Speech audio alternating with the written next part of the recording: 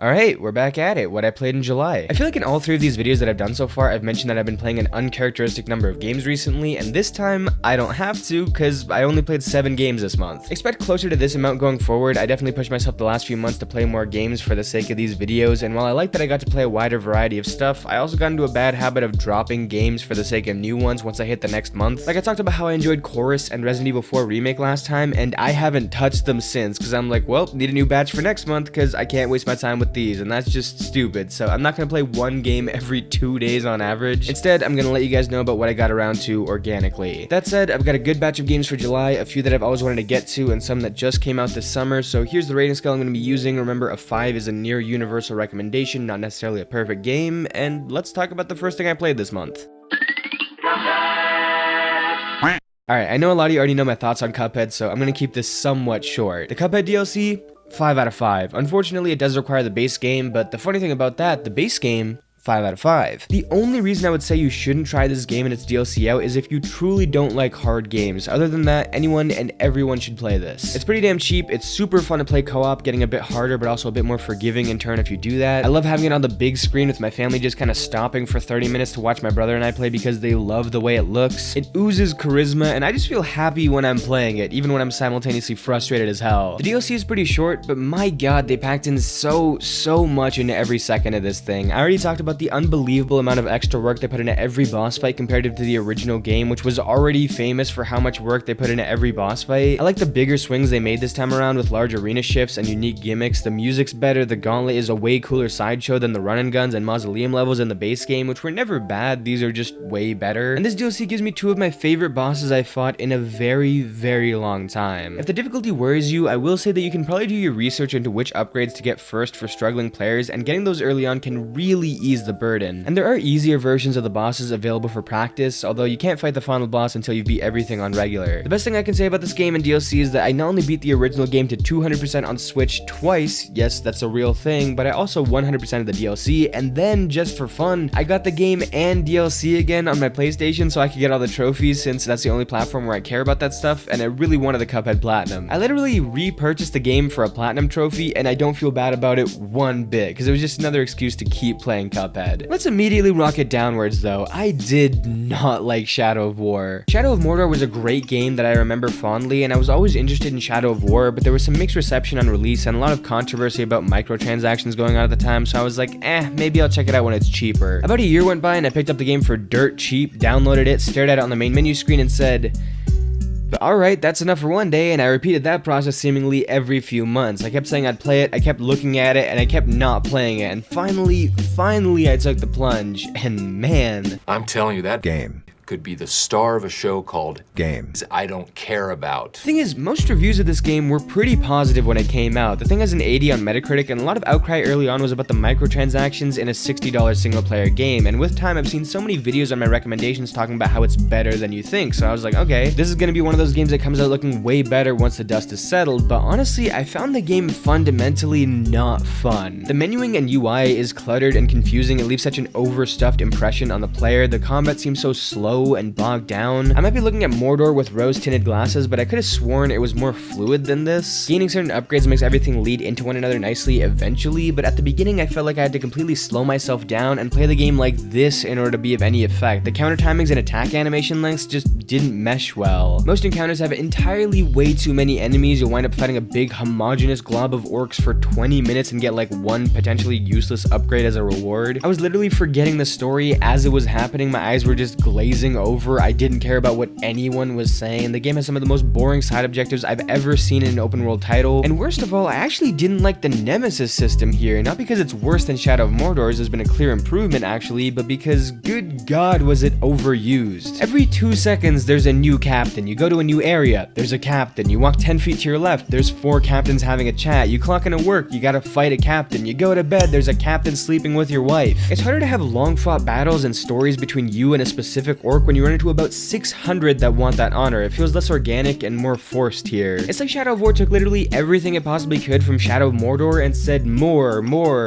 and it results in this uncomfortably bloated experience that I don't have it in me to finish. The combat can be fun at times after some upgrades, and I know a lot of people do like this game, and especially the Nemesis system, so as a recommendation, I can't give it a 1, but I'm not super enthusiastic about giving it a 2. Wolfenstein 2 is another game that I put off for a long time and kept almost playing, but this time, good news, it's actually a good game. I can't tell you why I stopped playing The New Order a while back. There wasn't anything wrong with it, I think I just wasn't in the mood, but I kind of felt like stepping into the sequel this month, and I wasn't disappointed. Wolfenstein kind of lands halfway between a Doom-like shooter and a Call of Duty-like shooter, more in the realm of Halo from my limited experience with that franchise than anything else. The gunplay is rock solid with it being really fun to dual wield, but I think where the game shines is providing a varied array of levels and encounters that don't all wind up feeling the same. Some are tight and claustrophobic, others a bit more open with you able to stealth around for a bit to thin the herd, and right out of the gate you're shown just how creative some of these segments are going to be by being thrown into a firefight while on a wheelchair. A few minutes in and the game's already like, here, ride this giant gear like an elevator with 2 broken legs and shoot a Nazi in the face. You said you wanted to have fun, didn't you? The most surprising thing about the game though is that it's actually trying to tell a compelling narrative, one that I haven't quite finished yet, but I like a lot of. It sometimes feels like the game is biting off bigger themes than it can and trying to be a bit more clever than it is. There's a bit of whiplash when one second you're fighting Nazi robots in a super suit, and the next we're talking about the plight of African Americans during the prolonged Nazi reign in this universe, and then another second later we're detonating a nuke as Big Wheel flees the scene of the crime, but I like that the game is at least trying. It can feel goofy at times, sometimes intentionally, sometimes not as much, and the writing might not connect how they maybe wanted it to, but I'm not gonna bash them for trying to tell a more interesting story than let's go kill Nazis, woo! And the more personal side of a man who knows he's dying, trying his best to leave the world in as good a place as he possibly can, fares pretty well even amidst the larger themes. There were even some solid subversions and some genuinely good emotional moments, which I wasn't expecting. Wolfenstein 2 is a pretty damn good game, 4 out of 5. This one's actually gonna be pretty short because I gave most of my direct thoughts on it already. Stray. I'd recommend that you check out the sort of casual review I did on the game if you want to hear my full thoughts on it, which, by the way, I'm planning on turning that into a small series where I'm reviewing something in a more relaxed, lighthearted way. But anyways, if you want to know the gist of that video, the star of the show is honestly the world. It hits the perfect blend of mysterious but not overly conceptual. The way they weave in cat paths into cities built for humanoids is exceptional. Visually, the game is stunning, and the story and characters are simple but really entertaining. It's a game that's built off feeling more than anything else. It does, however, seem like it needed to be maybe a half hour extra to really wrap some stuff up, and the puzzles and platforming essentially play themselves, and even though that's not a deal breaker for me, it can be to some, which is why Stray gets a 4 out of 5. I'm actually planning a longer video on Quantum Break. I keep pushing it to make room for smaller videos that I really want to get out, but it should be out sometime in the beginning of August, so I'm gonna be a bit reserved here. This is a very confusing game to try and rate. It has a really great premise and a few fun utilizations of time-based powers. When you start using it all in sequence, it can feel pretty amazing, and there's sparks of brilliance here and there, but it also makes bold decisions that don't always stick. The biggest one being the TV show that's just scattered into the game. There's too many characters and ideas shoved into this 10-hour experience. It's kind of a mess, not to mention the changing perspectives make me really confused about why I'm making decisions, what I should be basing those decisions on, and even whose side I'm supposed to be aligning with in the moment, and not in a, whoa, I can't decide who's right in this scenario, what incredibly complex writing way. I still enjoyed playing it, but it interests me more as a study of a weird game that was supposed to be the next Halo and Gears for Xbox than it interests me as a game on its own. I don't know, 3 out of 5? Before I talk about this next game, I have to confess something. I've never been a TMNT kid. I know, I don't know what happened, it just never got around to me, I guess, and by the time I was properly aware of it as an older kid, I respected it, but I didn't have the urge to go check out actual episodes or comics or games. That means Shredder's Revenge is my first real dive into the TMNT verse, and as an outsider, I gotta say, this was really enjoyable. I'm sure there's a heap of references tossed in this game that went straight over my head, but as a beat 'em up, Shredder's Revenge is short, sweet, and to the point, and that's how I like them. This genre of games isn't my favorite, it feels a bit one-dimensional to me, and while Shredder's Revenge did have me usually going about performing the same few actions on repeat during short levels, the game introduces a lot of enemies that require specific attacks to handle, levels where you're constantly on the move and avoiding obstacles, massive power-ups, additional combat upgrades, a great style, a bumping soundtrack, and little secrets if you interact with the stuff around you, and after it's done all of that, it closes off. It's like a 2.5-hour game. I assume fans of the Turtles will love this even more than I do, but I think it's indicative of the quality of the game that I have no connection to the franchise, and I'm not even a big fan of beat-em-ups, and I still enjoy this one, so give it a go, 4 out of 5. And closing off this list, Rogue Legacy 2, another game that'll probably get its own video at some point, because I really want to talk about it more. This is a roguelite that any roguelite fan needs to play. It's just so wacky. The game really pops visually, not only with the cartoonish art style, but with these expressive characters and enemies. It's tough as nails early on, but the progression system is really great and also visually incredible as well. I love how upgrades are represented by this this growing castle, and some unlocks are absolute game changers and not even that hard to get early on. Everyone will have a different class that they gravitate to, but I like mixing it up whenever possible, and the randomized traits that give you benefits or disadvantages or both is such a great way to make every run feel fresh outside of the basic procedural generation and the multitude of characters. The game feels absolutely textbook mechanically while also injecting that perfect formula with so much personality. For roguelike fans, this is a 5 easily, and for anyone who's not all that into this genre, I think this is actually a really great place to start as long as you can keep up with it early on. So Rogue Legacy caps off what might be the most consistent overall installment of this series so far with a 4 out of 5. Quick shout out to the Crowsworn demo. I talked about it in the last video, but this is absolutely amazing. It's backers only and just one quick boss fight, so I'm not going to put a number on it or anything, but if you haven't seen it, go watch some clips, some speed runs, and know that it feels exactly like you'd want it to, with a pretty incredible action backbone. Let me know what you guys played in July, maybe what I should play next. If you're new here, subscribe. If you enjoyed the video, leave it a like, and I'll see you all next time.